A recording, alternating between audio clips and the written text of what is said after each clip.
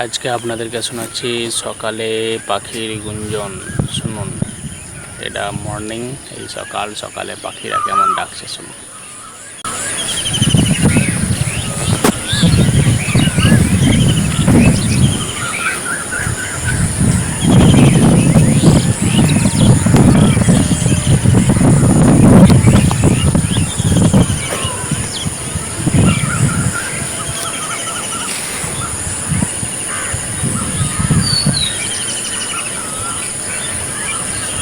সকালের শান্ত পরিবেশ, তার সাথে